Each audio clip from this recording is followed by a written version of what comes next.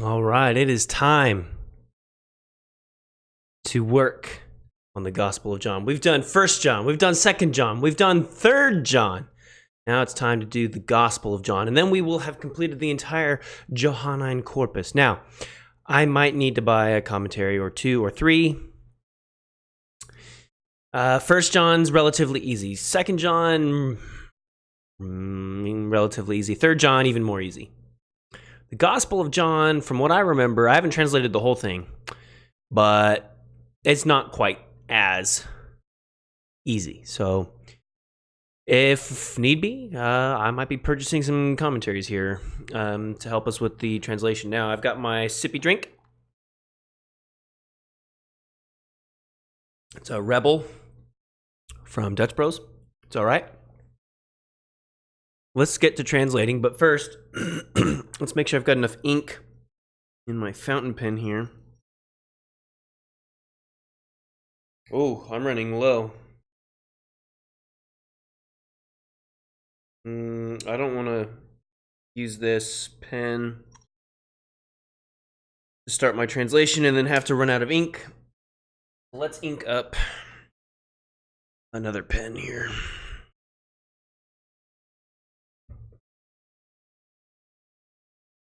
So we did dark blue this time. Last time was red? Yeah, red. And before that was light blue, like turquoise blue. Okay.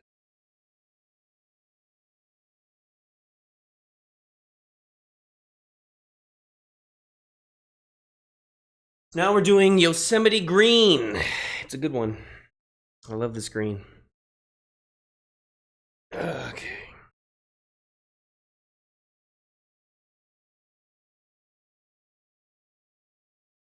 So the way the plunger, or not plunger, but the way this works on the Metropolitan, it's got a bladder.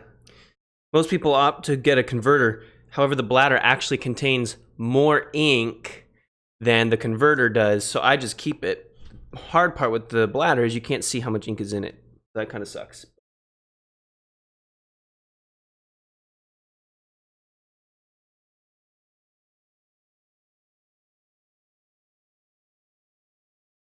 Pinch and release. Do it one more time for good measure. Pinch and release. Yep. We're good there. With fountain pens, you definitely don't want to drop it, because when you drop it, it will fall on the nib. Murphy's Law. And when it falls on the nib, it bends. When it bends, it's toast. Get a new nib or get a new pen, depending on what your pen can support.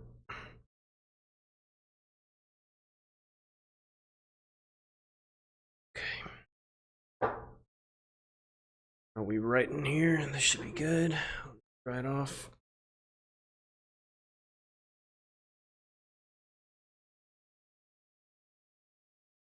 Yes.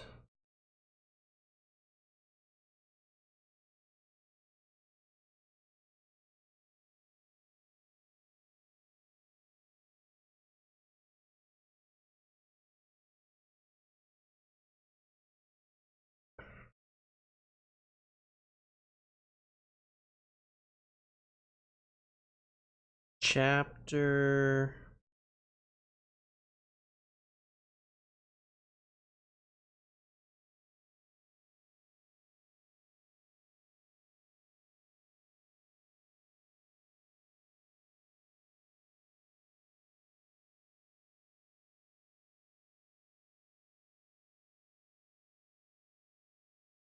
One.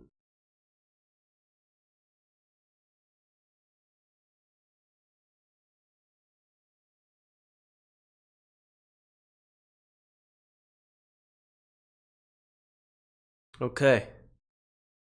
So we're inked up and ready to go. Let's get this party started. So, John 1. Okay. Enarchi in o logos. Ke o logos in pros ton theon. Ke και Θεός ειν ο Λόγος.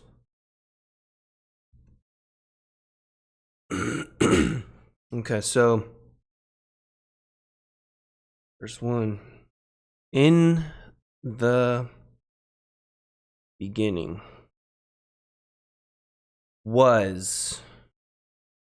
This is not the relative. It's got a smooth breather. In the beginning was. This is third person singular imperfect indicative. Was the Word. And the Word was pros. Is that towards or with? Translations are with. For, to, toward. It's accusative.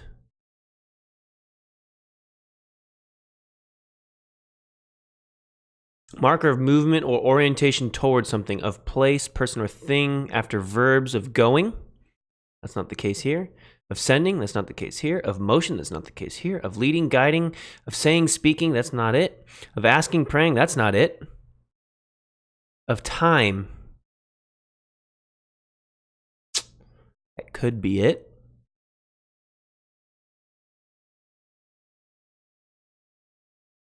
Definitely not goal.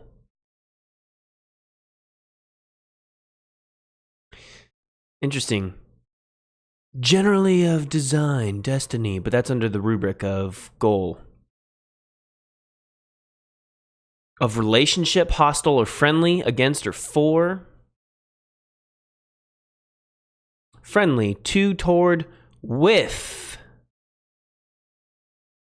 But notice John 1 is not listed here.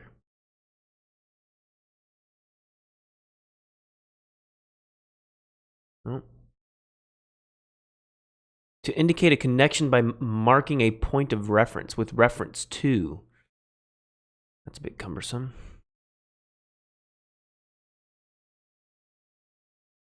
In accordance with.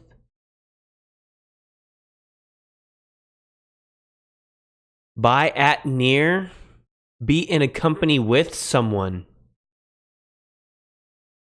John 1:1.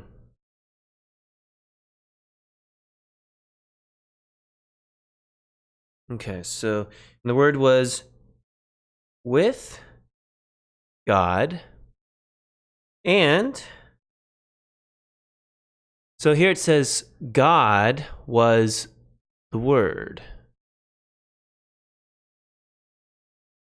Translations usually put it, and the Word was God. See? And the Word was God. NRSV says, and the Word was God. But it actually is, and God was the Word.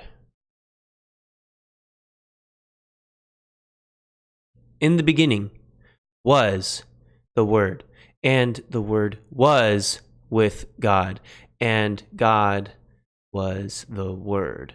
I wonder why they do that. I want to say it has something to do with the article.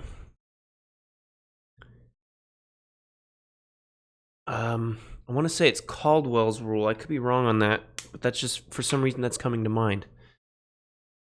Let's see here.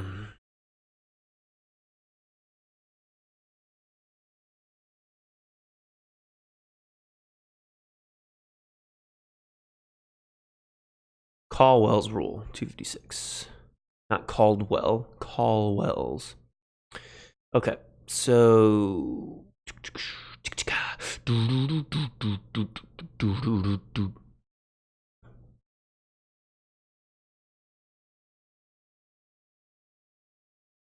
okay, so in Arthurus, without the article, preverbal before the equative verb, predicate nominative, the noun in the nominative case, which is the same as the subject.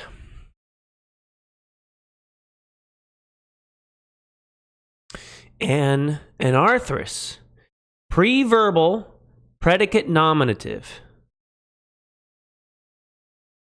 is a predicate nominative that does not have the article and occurs before the equative verb. This is the kind of construction Ernest Cadman Caldwell investigated when he wrote his now well-known article in 1933. To economize on our verbiage, therefore, we will consider every anarthrous preverbal predicate nominative construction as a Caldwell's construction, though not necessarily fitting Caldwell's rule. In general, a predicate nominative is anarthrous and it follows the copula. It is usually qualitative or indefinite.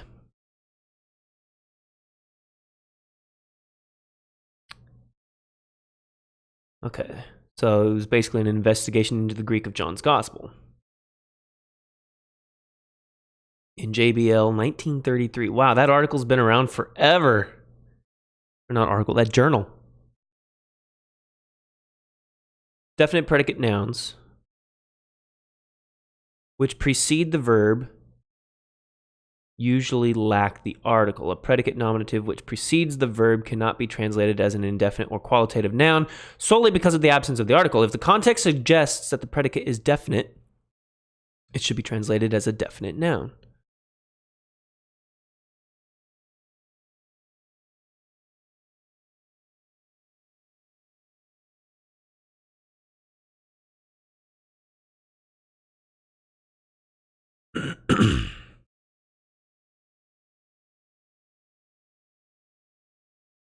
Whoa, there's a spider on my camera. That's crazy.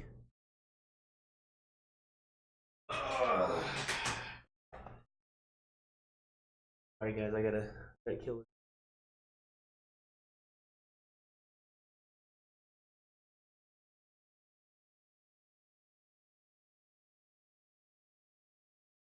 Do this.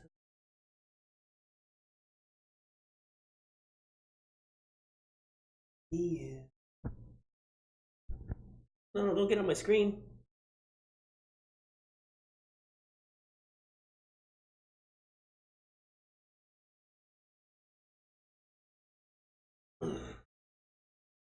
Wait, where'd he go? I pinched and he's just gone? What? Went somewhere. Bizarre. Hey, seriously, I pinched and it's gone. What? Nowhere to be found. Nowhere at all. What? How did it? What? I'm freaking out. What do I do? See it anywhere over here?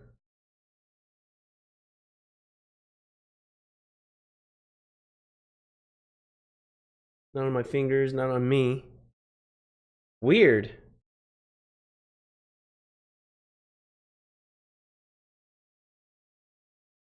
That's just bizarre.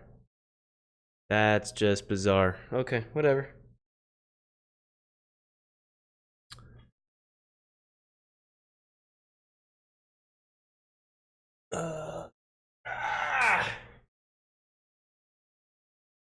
Okay, so the converse of the rule in okay, that is, they thought the rule was an anarthrous predicate nominative that precedes the verb is usually definite. This is not the rule, nor can it be implied from the rule. For the most part, they either quote Caldwell without much interaction or they read into the rule what is not there. For example, okay, so as regards to John 1:1, Caldwell's research casts the most serious doubts on the correctness of such translations as, and the Logos was divine. And the Word was divine. And the Word was a God.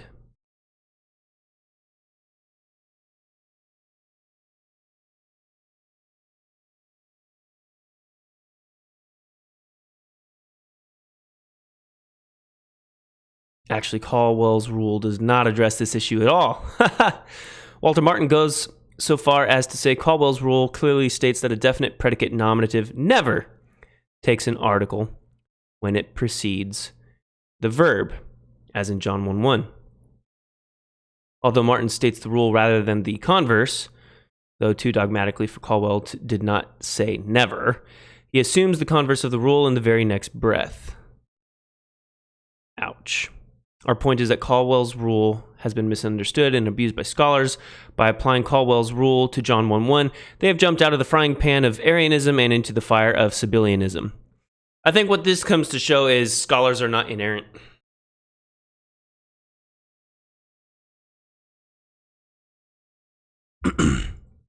Just because the scholars say something doesn't mean they're right.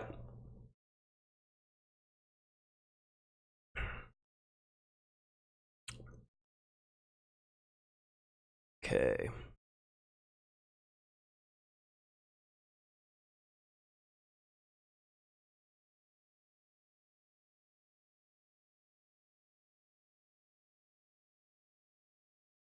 A predicate nominative which precedes the verb, such as theos here, cannot be translated as an indefinite or qualitative noun solely because of the absence of the article. If the context suggests that the predicate is definite, it should be translated as a definite noun in spite of the absence of the article.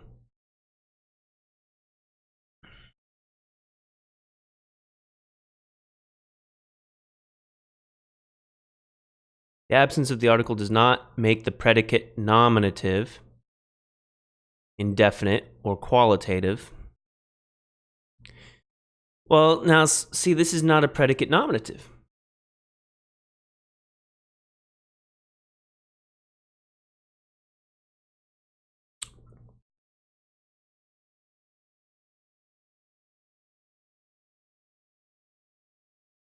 The noun in the nominative case, which is the same as the subject, more or less.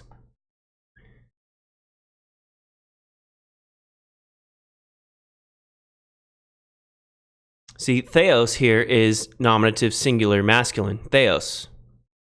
It's in the subject position prior to the verb. O logos is in the predicate position, but it's also nominative. This is the predicate nominative, and it is definite.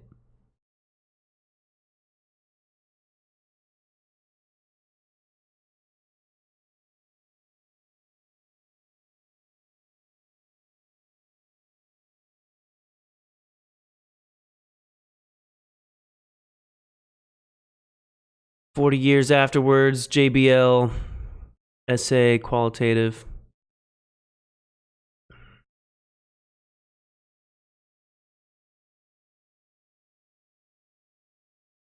A definite predicate nominative does not have the article when it precedes the verb.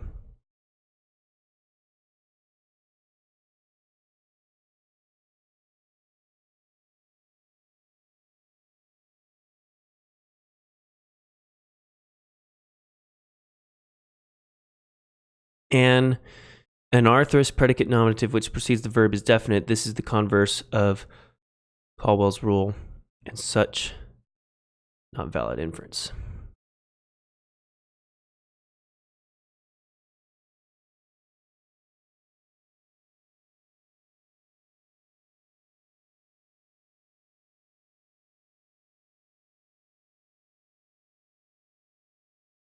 A definite predicate nominative that precedes the verb is usually an arthrous. I think what I need to do is look at predicate nominative more closely, because I don't see this being, I see the O logos being the predicate nominative, right?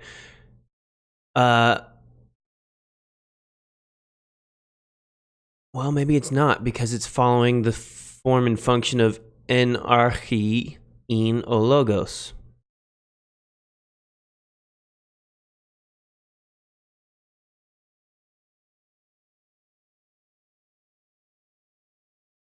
In the beginning was the word, predicate nominative. You could translate this, the word was in the beginning, and the word was with God,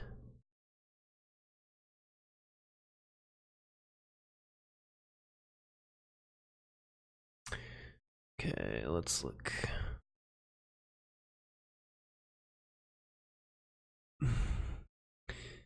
The predicate nominative is approximately the same as the subject and is joined to it by an equative verb, whether stated or implied. The usage is very common. The equation of subject and predicate nominative does not necessarily or even normally imply complete correspondence. The predicate nominative normally describes a larger category or state to which the subject belongs. It is important to keep in mind, however, that there are two distinct types of subject-predicate nominative constructions. These will be discussed below.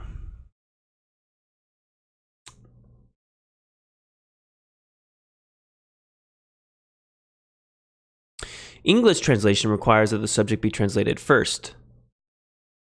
Such is not the case in Greek. In John 1:1, for example, theos in o logos should be translated the word was God rather than God was the word. But since Greek word order is far more flexible than English, this creates a problem. How do we distinguish subject from predicate nominative if word order is not a clear guide? The following section will offer a detailed solution.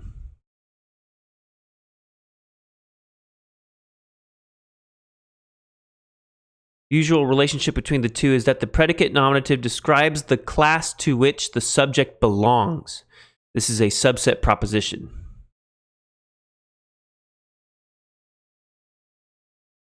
Thus, the meaning of the word was flesh is not the same as flesh was the word, because flesh is broader than the word.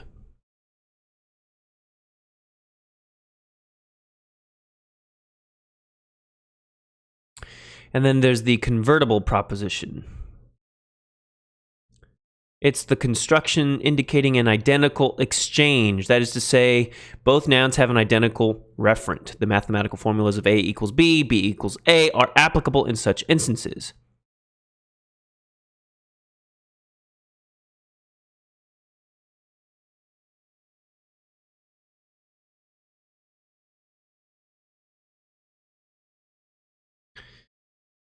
Okay.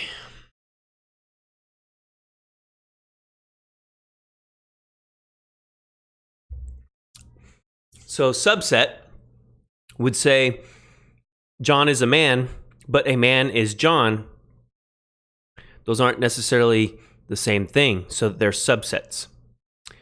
But if you say Jesus is the Son of God and the Son of God is Jesus, those are convertible. They're exactly the same. A is B and B is A.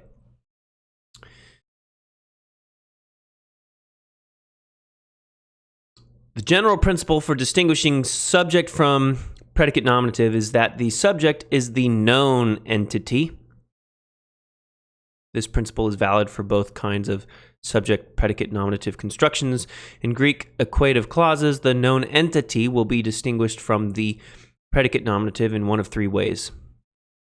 The significance of the following three rules is that when only one nominative substantive has such a grammatical tag, the semantic relationship will be that of a particular to class. So you go particular subject to class predicate nominative. That is, the construction will be a subset proposition.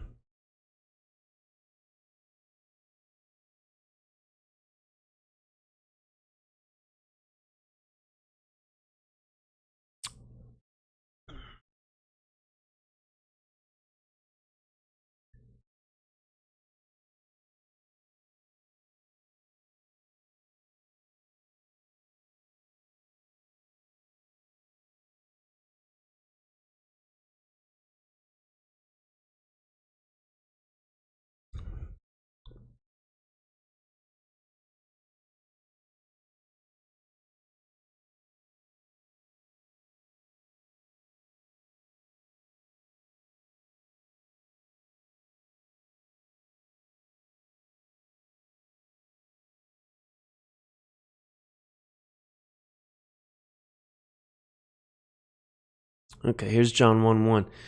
Subset proposition is envisioned here.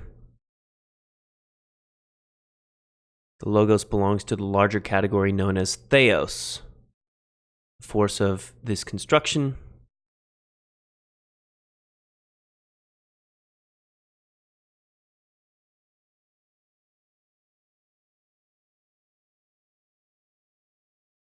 The Word is true deity, but he is not the same person as the Theos mentioned earlier in the verse.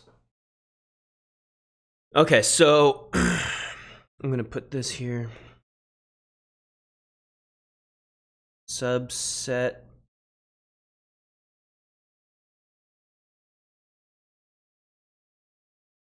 proposition, colon, and then it's class,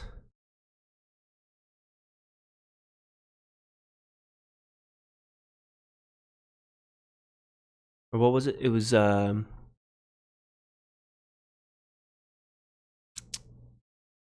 subject is particular,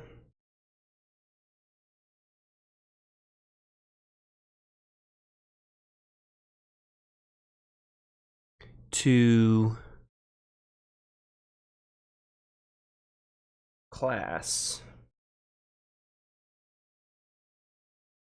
predicate, nominative.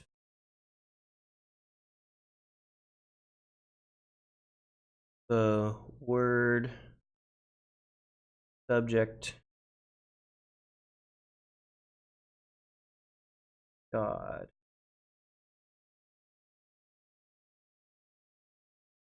Particular, class, predicate,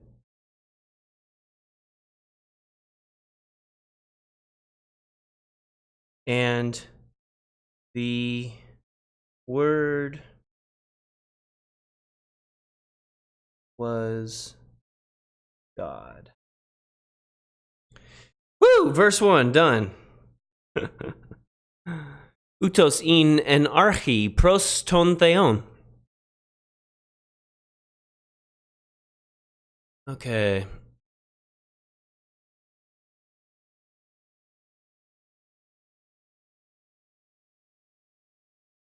This one was in the beginning with God.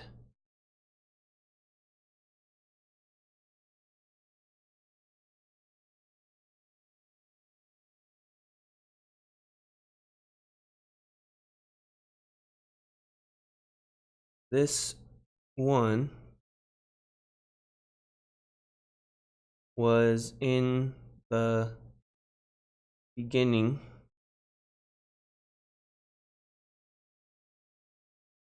with God. Verse 3. Panta di avtu ageneto, ke choris avtu ageneto udeen. O gegonen. Okay, so all things through him became.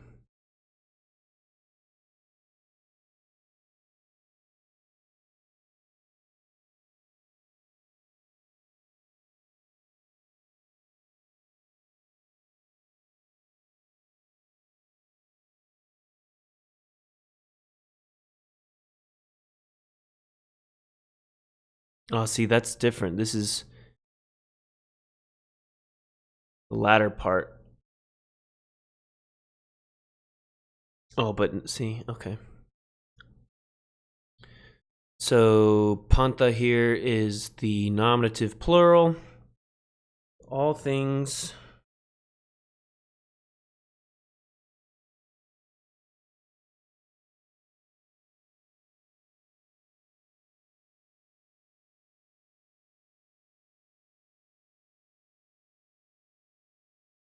were created through him or by him.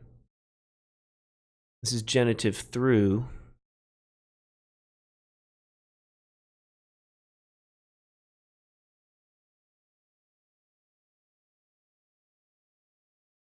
By, via, or through. Doesn't matter. Personal agency. Marker of personal agency, through or by. All things were created by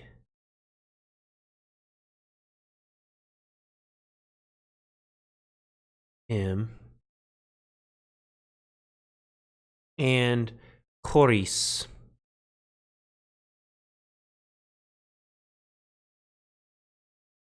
Nothing.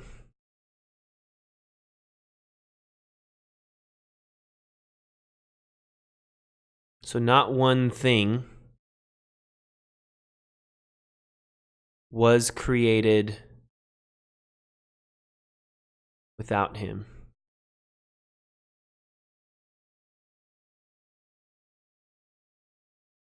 I'll put, and nothing was created without. Maybe separate might be better.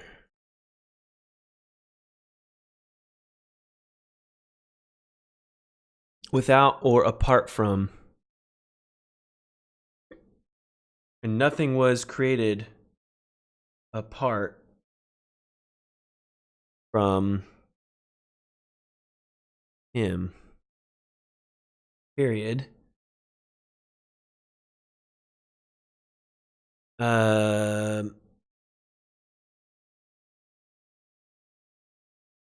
What was created? What has been created?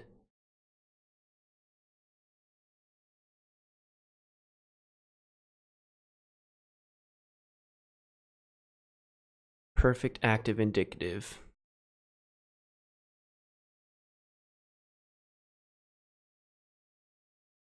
What has been created? Verse 4.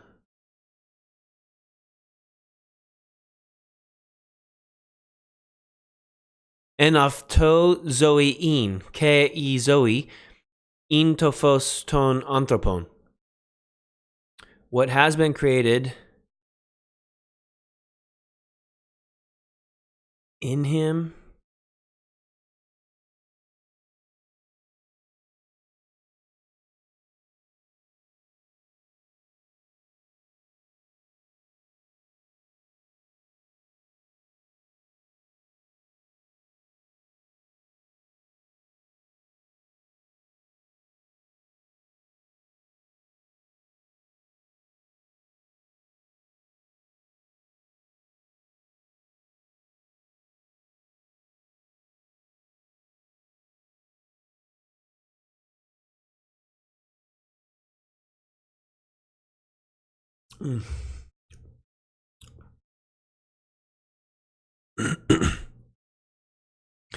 what has come,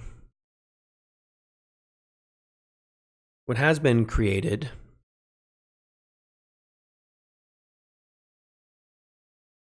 I want to say this is by him.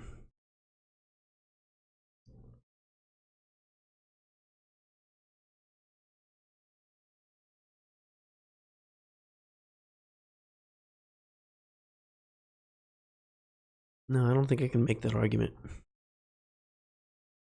Has been created in him was life. And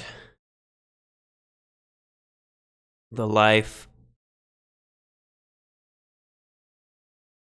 was the light of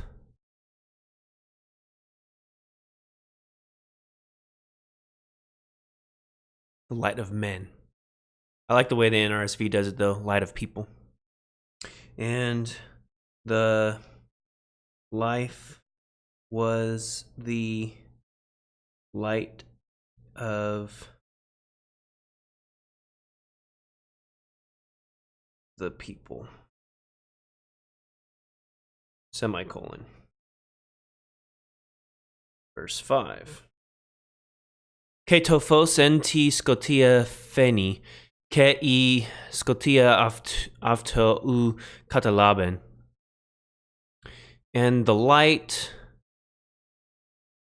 shines, it's present, and the light shines in the darkness.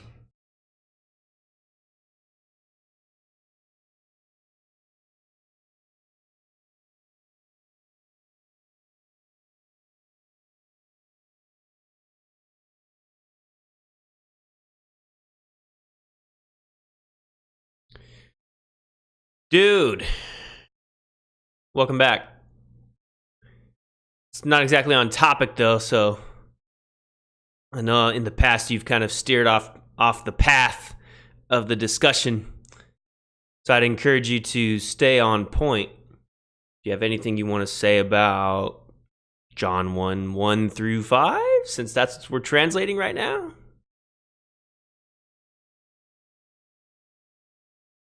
I've been working through 1 through 5, concluded through, especially in verse 1, in the beginning was the Word, and the Word was with God, and the Word was God, as opposed to, and God was the Word, or and opposed to, and the Word was a God. Translating it, and the Word was God, using the subset proposition understanding of the subject with the predicate nominative, where you distinguish between them by it goes from the particular to the general class. So the particular is the Word, the general class is God, somehow showing that it's different.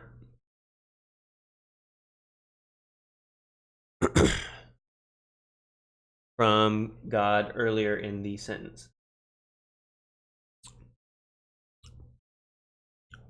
So in the beginning was the Word, and the Word was with God, and the Word was God. This one was in the beginning with God. All things were created by him, and nothing was created apart from him.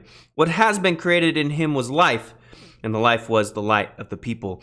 And the light shines in the darkness. And the darkness, overcome.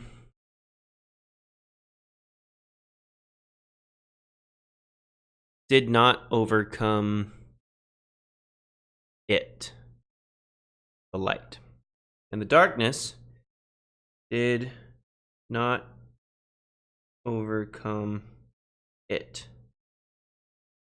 Circle it, underline light, and take an arrow over there. There we go. Cool beans. Verse 6. Egeneto anthropos apestalmenos paratheu onoma avto Ioannis.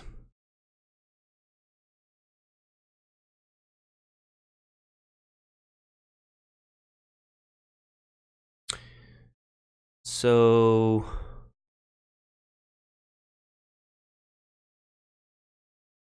third singular aorist middle indicative. Middle, huh?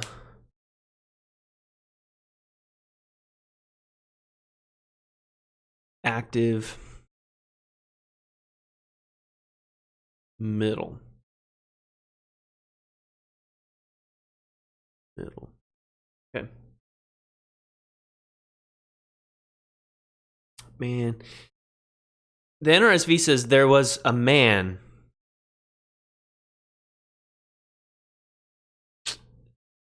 I don't particularly like that because there's no there was. But it may make sense to do all that.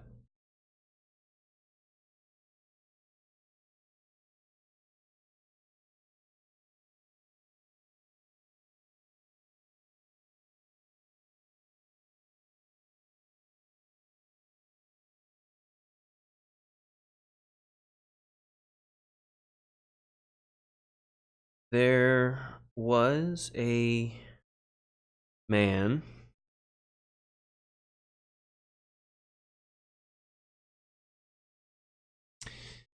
Okay, so this is a nominative. No, it's not. Yeah, it is. Nominative and then genitive. Nominative, middle passive, perfect.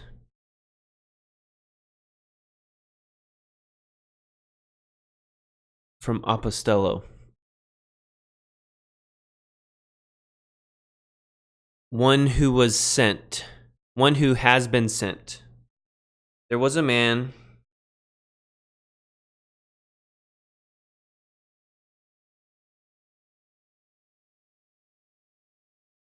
one who has been sent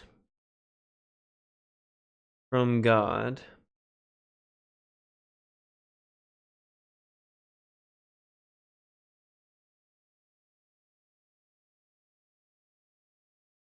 a name to him, John.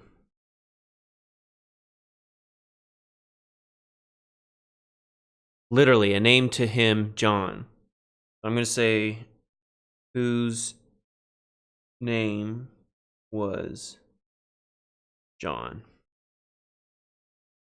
Semicolon. Utos ilthen is martyrion ina martyrisi peri tu photos, ina pantes pistevsosin diavtu. This one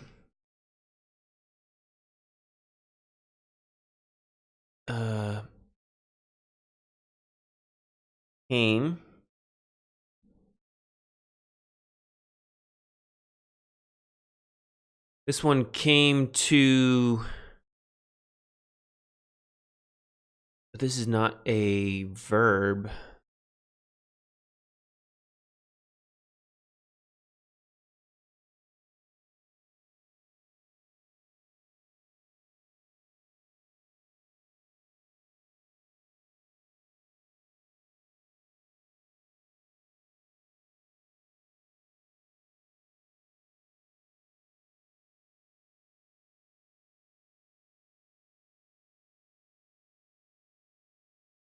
Interesting. So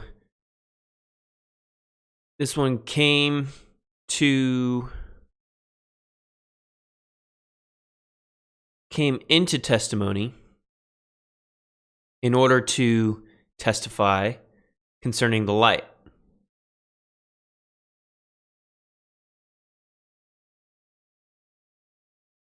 So the way they've treated is here is as.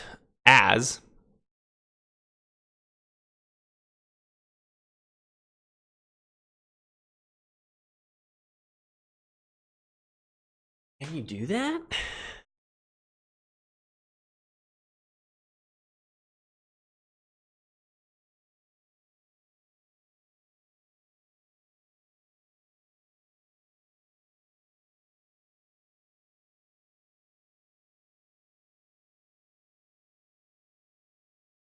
This one came for testimony in order to testify concerning the light.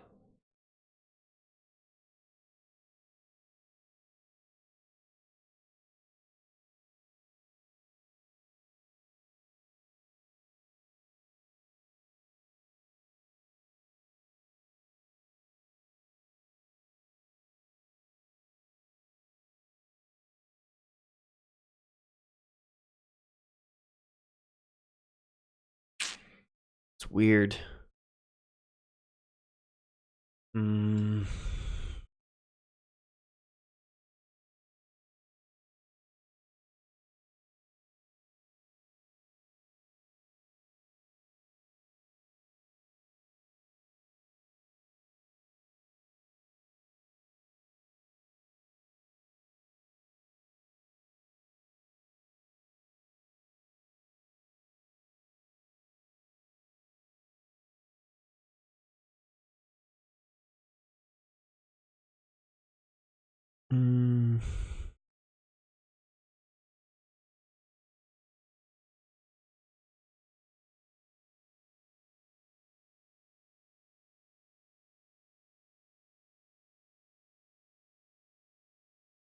No.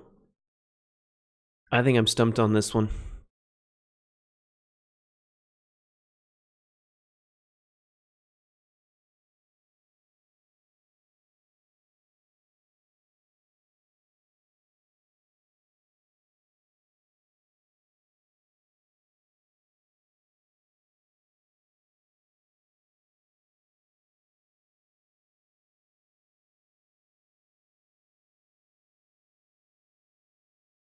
So it's a substitution for the predicate nominative. I did just see that in BDAG.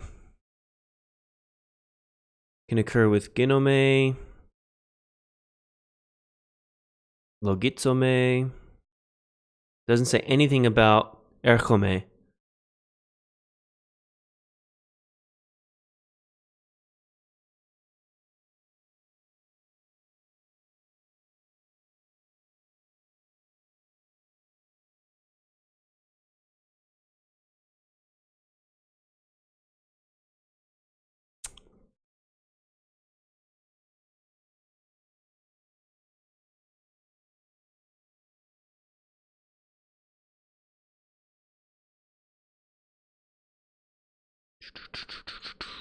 Boy, this is hard.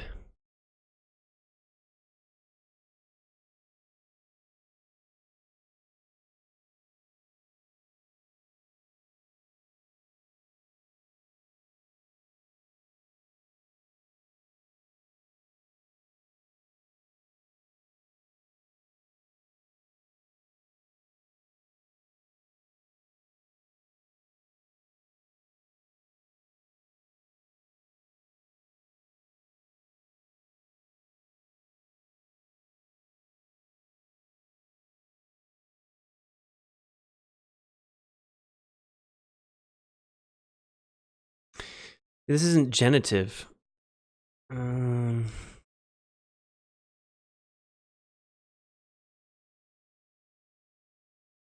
It's accusative.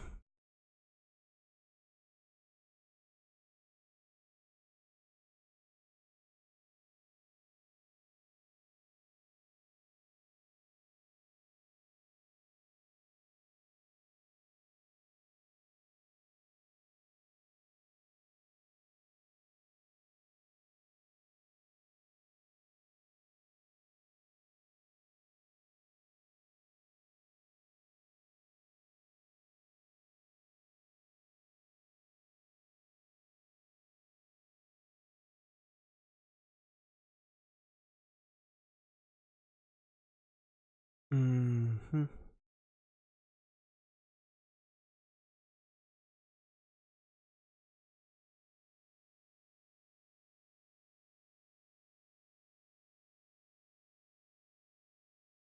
I think I'm gonna need a commentary conversation partner on this one. Because I don't understand. This one came. Maybe it's just two. But this isn't a verb. This is not an infinitive.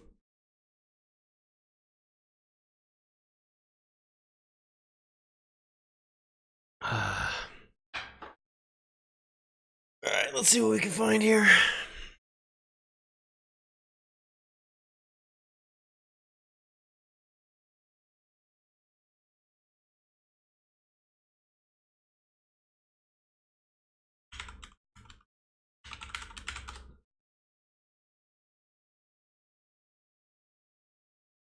So, the nice thing about accordance is you can expand it.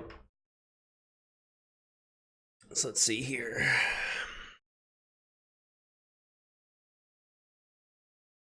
Looking for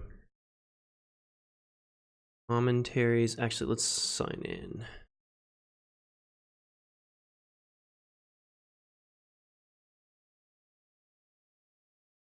Any new releases that we could use for John?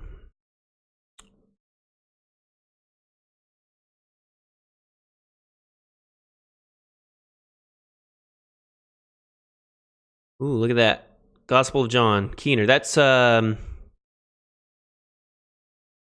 an update to. Oh, never mind. $70. Oh.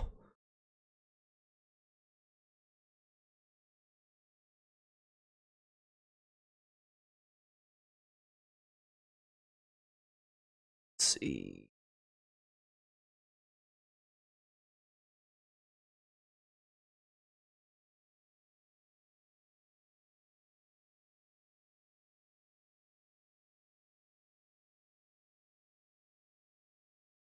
Okay.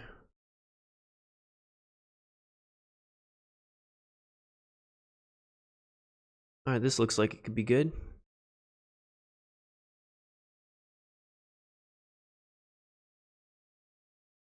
We'll add that to cart. Okay. Let's see. Commentaries.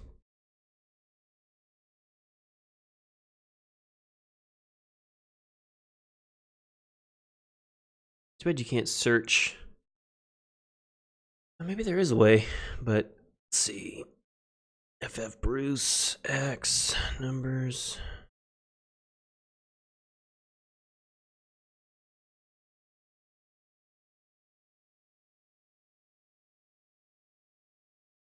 Let's see.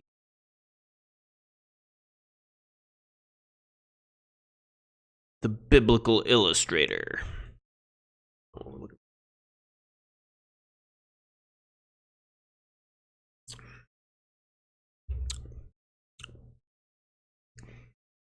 Matthew, Genesis, Gospel of Mark. I just want to search for John. Like, is that so difficult?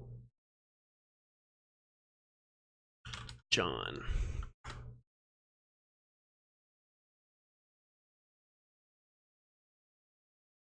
Okay, so there's that one.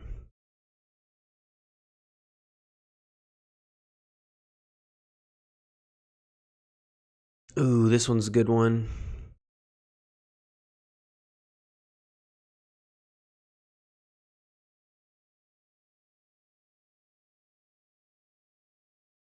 Save more with the entire set. Yeah, I don't feel like spending $300. Although at this rate, I'm pretty close to it, but... Wait. I can't go back? There we go.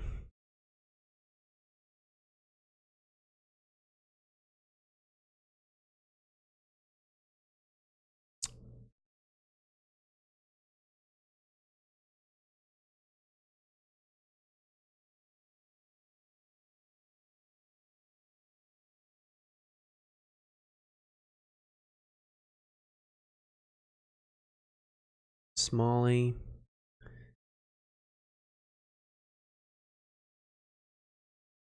I might want to get this one.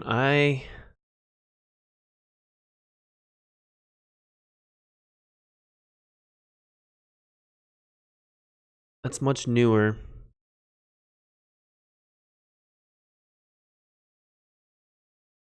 Oh, maybe not.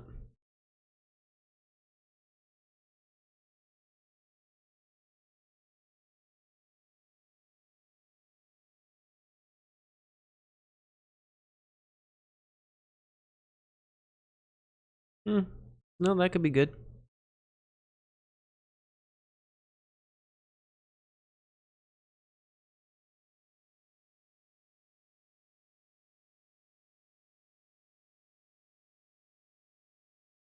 What do we got in the cart here? We've got Keener, we've got Zondervan, we've got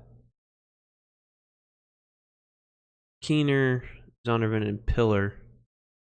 I think I do want Word. This could be good, though.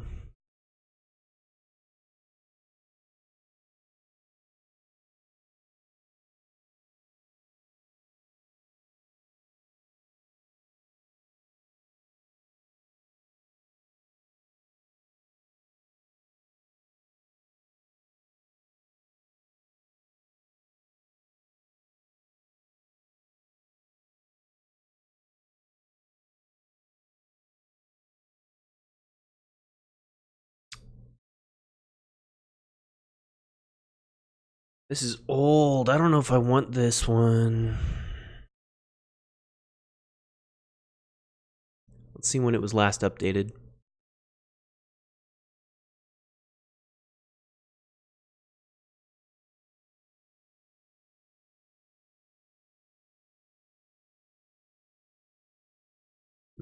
Doesn't say.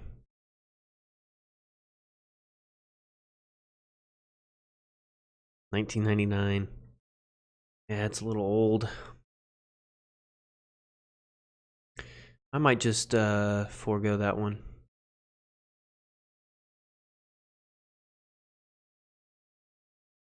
These are three fairly new ones. Actually, I don't know if I need that one. Let's go ahead and go with Marianne Thompson's.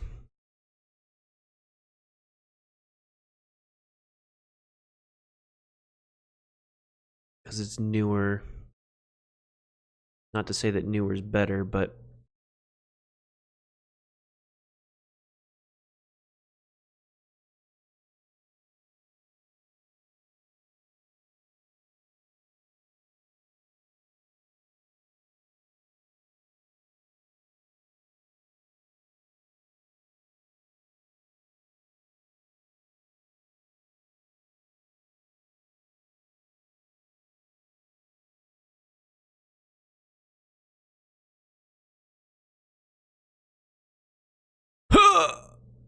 that's a lot of money.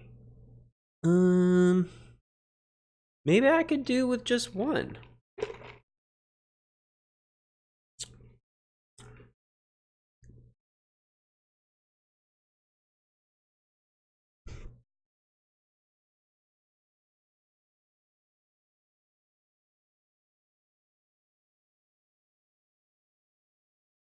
Wait, when did Keener's come out?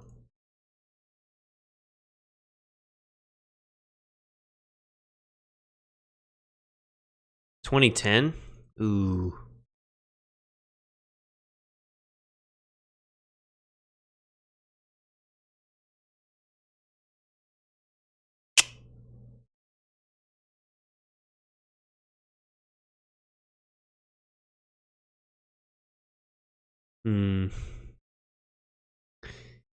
Hard to say. Let's just go with this one.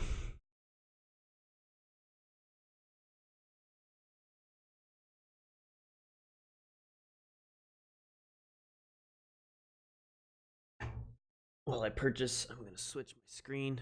So I don't feel like sharing my personal information here. Let's see.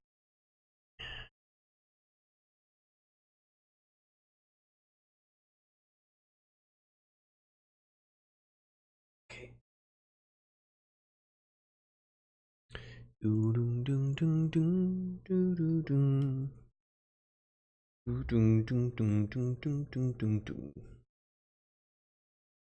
Still haven't found that spider.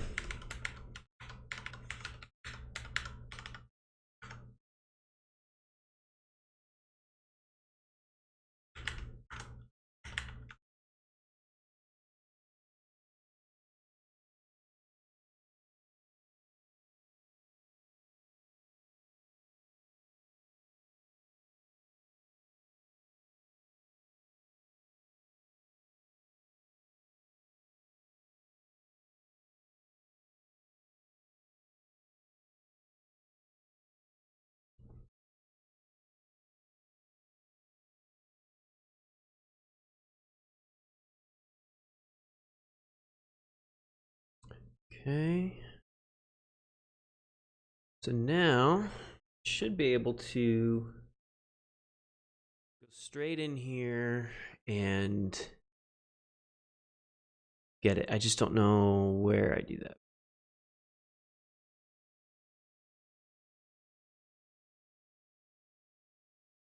Know how to do it on the Mac. On the PC, I'm still learning.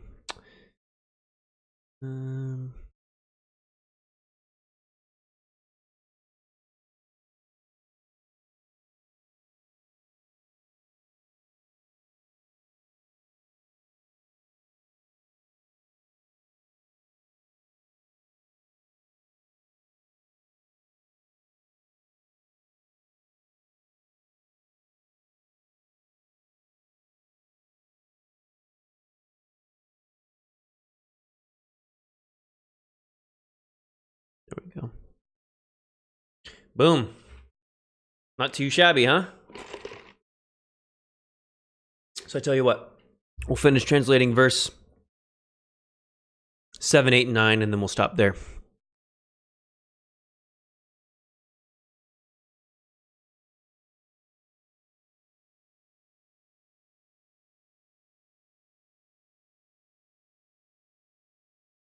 Okay, so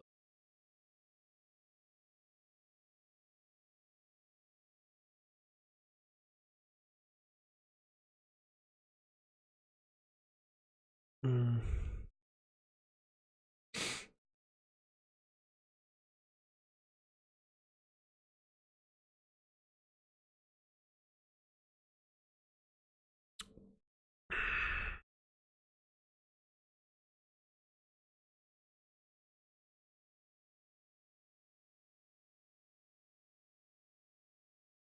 Mm-hmm.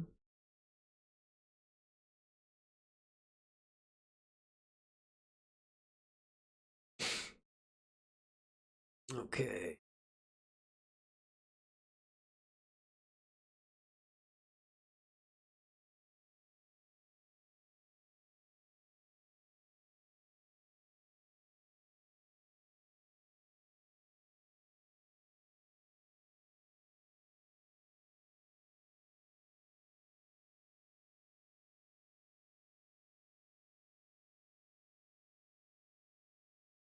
Okay.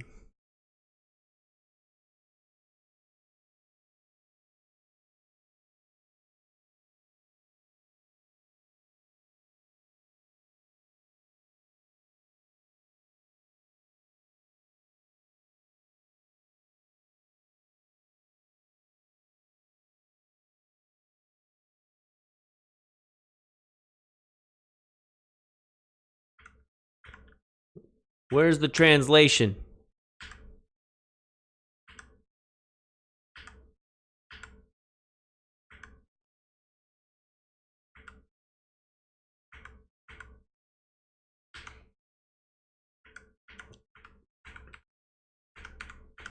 Oh my word. There we go. Oh, I love it. I love it. That's awesome.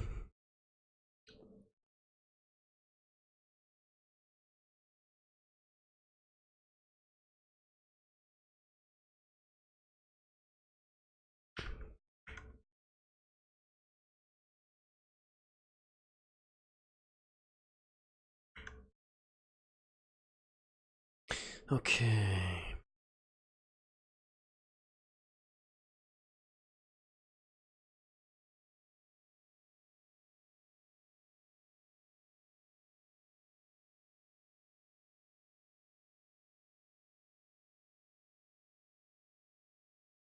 John is a witness, but you don't explain. Ugh, this is the wrong kind of commentary. I mean, it's just not what I need for this purpose. I need something that's going to explain.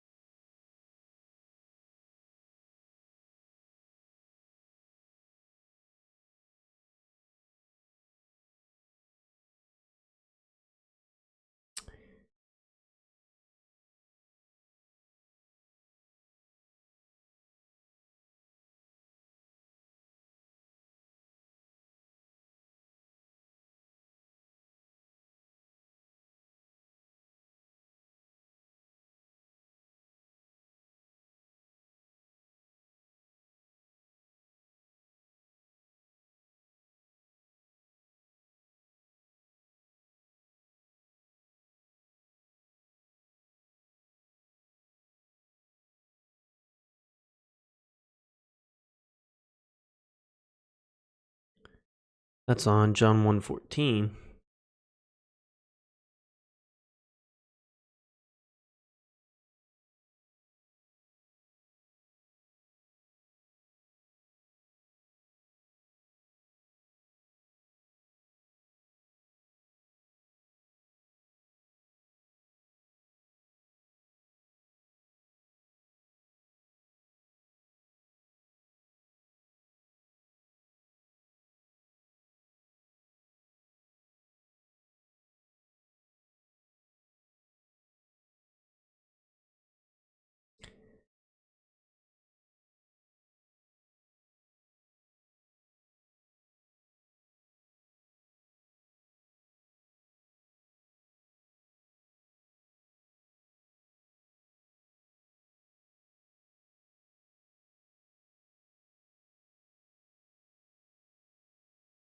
he completely glosses over it.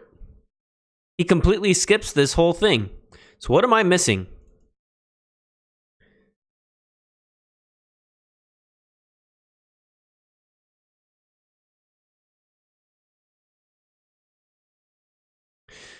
Of forerunners of the Messiah and those who identify themselves as such.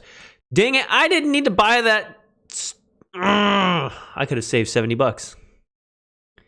It was right here all along. I just forgot to check out the verb. Of making an appearance, come before the public, appear. Of forerunners of the Messiah and those who identify themselves as such. For testimony. Literally, for testimony. Okay. This one came for testimony in order that third singular aorist active subjunctive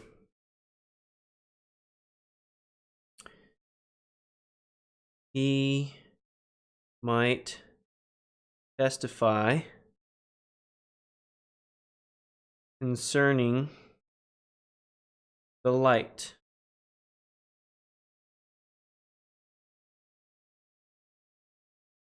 In order that Pontes, all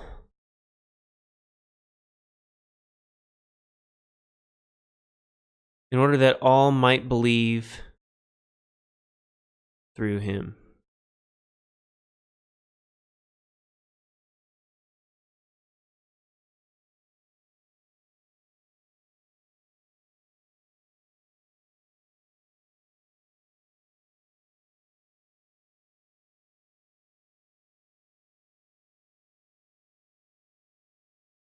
Verse 8. Uk in ekinos tophos, alina martyrisi peri tu photos. He was not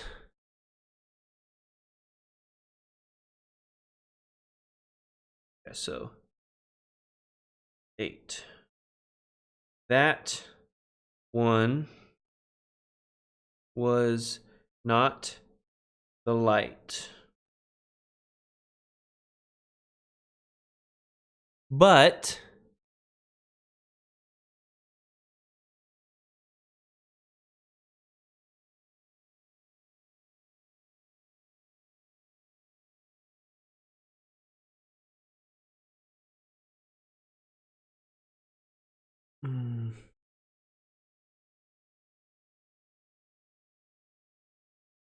in order that he might testify concerning the light.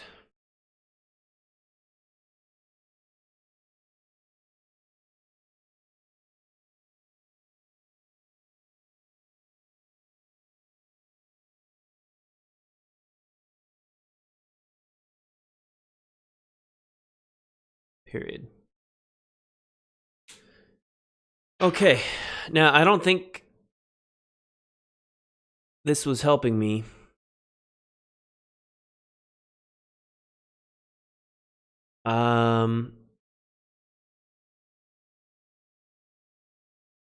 Let's see, I want to add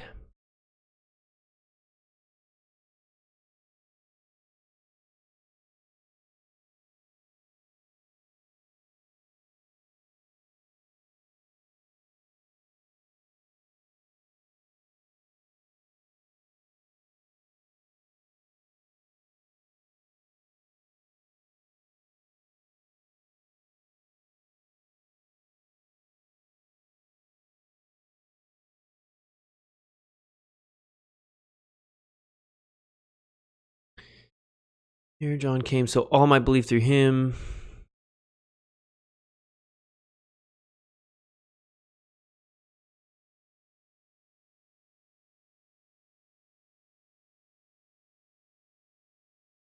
Yeah, this isn't going to work for me. I'm going to need a different one. This is... oh, man. So do I go with something new, or do I go with something old that I know, that I'm familiar with. So I've used this one before. I've not used this one before. I have used this one. I don't think I want that one. I think I've used that one before. Maybe not, actually.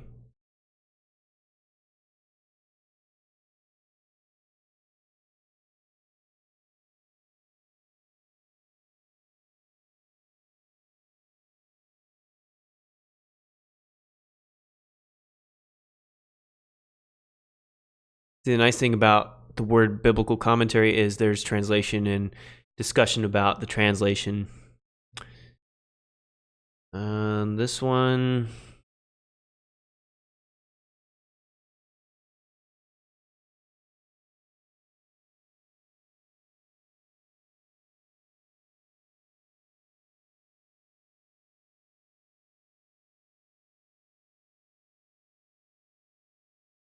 fresh translations, okay?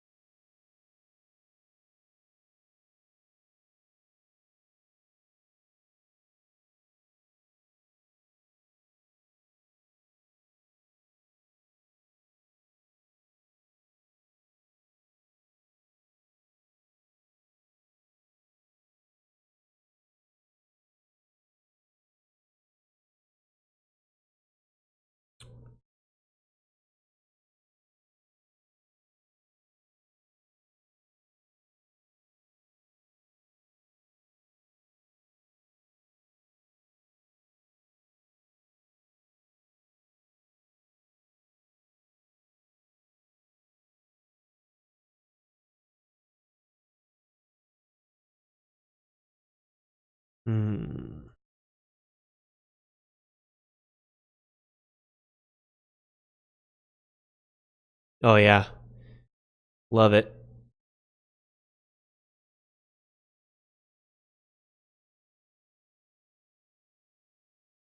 Oh, yeah. Okay. I'm gonna bite the bullet. I'm gonna bite the bullet. Okay.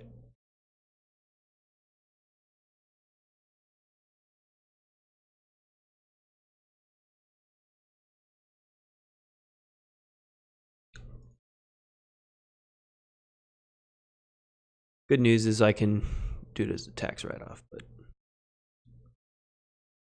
still.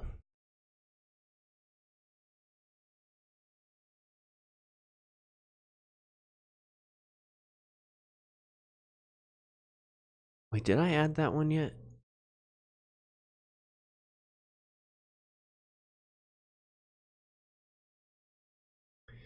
John, the BBC, PNTC. Yeah. Wait, there was one other one I wanted to see, right? It was this one, wasn't it?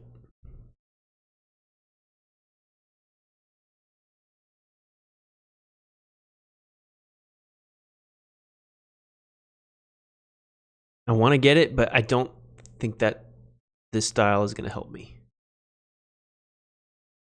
So I'm not going to do that. Okay. Your order qualifies for a payment plan.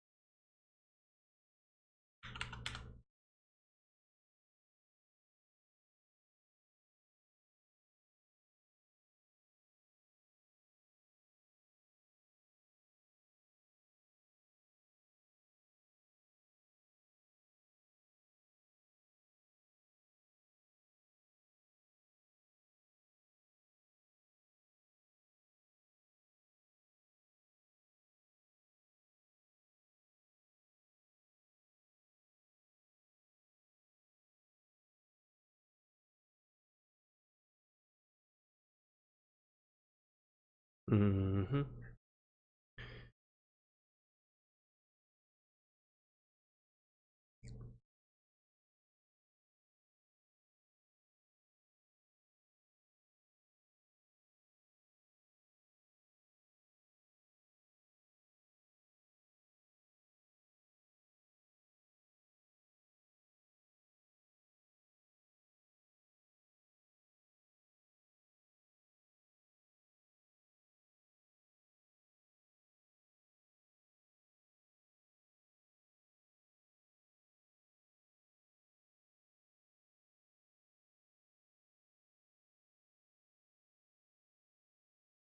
All right, well, I'm going to move on.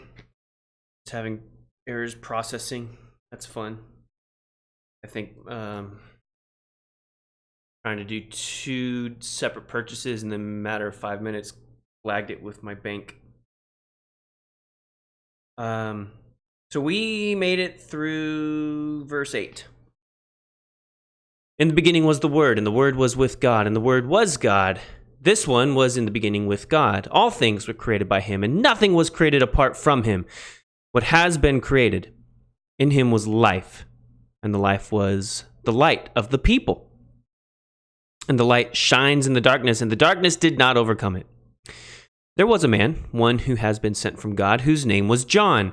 This one came for testimony, in order that he might testify concerning the light, in order that all might believe through him. That one was not the light, but in order that he might testify concerning the light. So that's verses 1 through 8. Next week, we'll pick up with verse 9. I'll have my conversational partners in the commentaries by then. And we will continue to work through the Gospel of John probably for the rest of the year. And then we'll start Hebrew in January. So it's exciting. But with that, we're done. So come back again next week. Also later today, we'll have the Greek word of the day. So we'll see you then. Bye-bye.